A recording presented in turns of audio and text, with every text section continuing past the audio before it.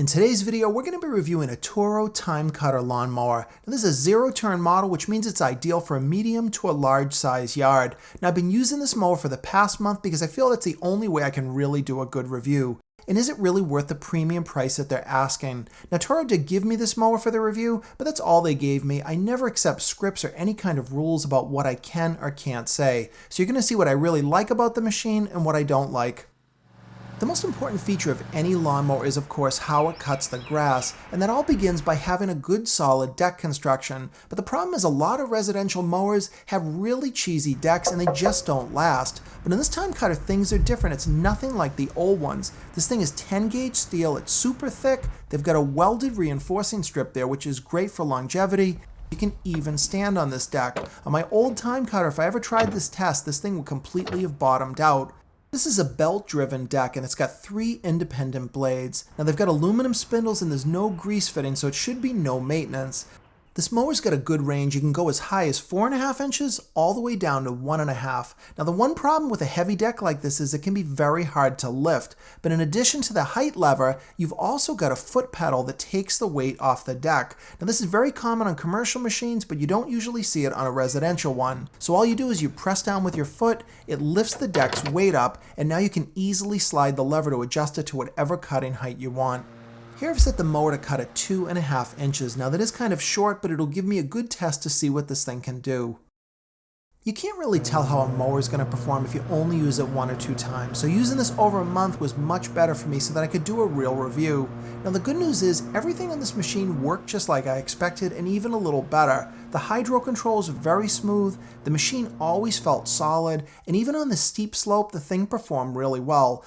It also was able to pull up the pine needles that I had on top of the grass, as well as making the overall lawn look good, and that's what you want from a mower. Now commercial mowers cut a lawn differently than most residential, and they usually look better, but this deck did a great job and it looked just like a commercial mower had cut it.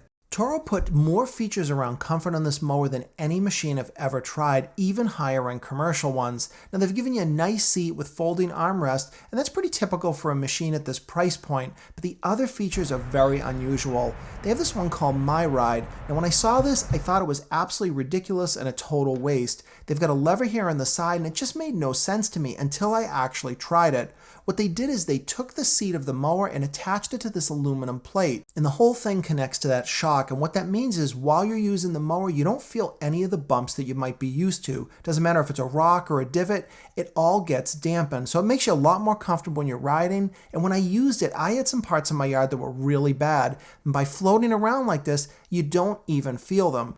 You can also adjust the position of the seat. Now on some mowers you can unbolt it and move it a little bit, but on this one you flip one lever and now this seat can slide back and forth, and it's got a lot of movement. You can go about 6 inches with it, so you really can get your legs positioned exactly how you want. Many zero turns allow you to change the handlebar position. You can usually put them up or down about 1 inch, but Toro went one step further. If you loosen these bolts, you can actually change the angle quite a bit. So you can rotate these bars to be exactly how you want it. So it's just another way they made it a little bit more comfortable to use. You've also got a little bit of storage and a cup holder, and the gas cap's easy to get off, and it's got a wide mouth which makes filling a lot easier. Now you do have a gas gauge, but it's not exactly what I would have expected. It's a visual gauge, which means you just look in the front of it and you can actually see the level of gas in the tank. But for this price I may have liked to have seen an electronic gauge. Toro did a lot of different things with this machine in terms of engine and how you maintain it. Now it's their engine and it's a 24.5 horsepower 2-cylinder engine. I never had any issues with lack of power. In fact, this machine felt like it had a lot. Underneath the machine, the engine connects to these 2 hydro units. Now these are what drive the machine. You got one for the right and one for the left. Now there's nothing you need to do to them. There's no fluid to change or anything to adjust.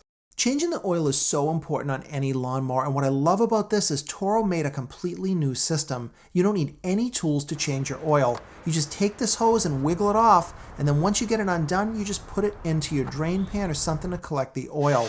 It literally takes you about 1 minute and the oil just drains out. And you do have an oil filter that unscrews right off as well, but if you've never changed oil before, this would be a great machine to do it on because it is just so easy.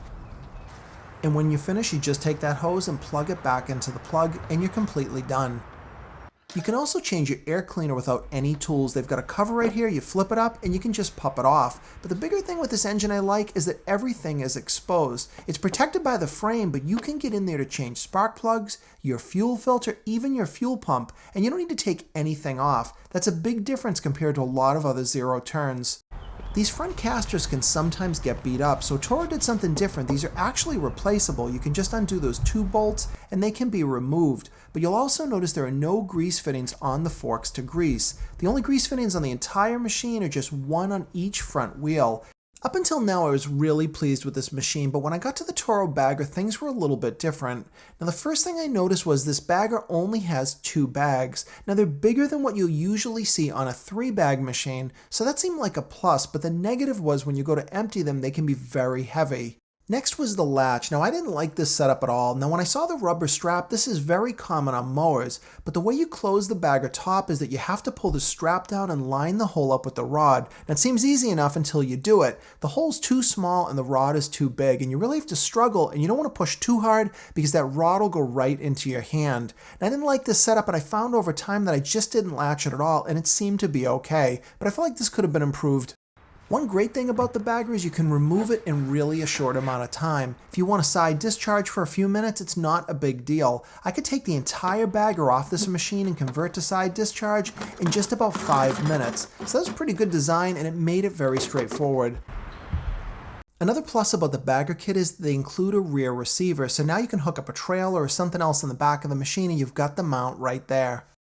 First, let's start with the good. This thing is very comfortable. You can adjust where you sit, where the handlebars are, the seat is very comfortable, and that MyRide suspension system really works. So if you're looking for a comfortable mower, this is one of the best ones around. I also loved how easy the machine was to maintain. You can get to everything, and changing your oil is so easy, you have no excuse to not do it. And how your grass looks is the most important part of any lawnmower, and this thing did a great job. The quality of cut was excellent. The way it did it with the 3 blades and its striping looked very good. Now, the way a lawnmower looks doesn't really matter, but I did like the way that they redesigned it. It looked a lot beefier than the original Timecutter, and I know a lot of people are going to buy this because it is a cool looking machine.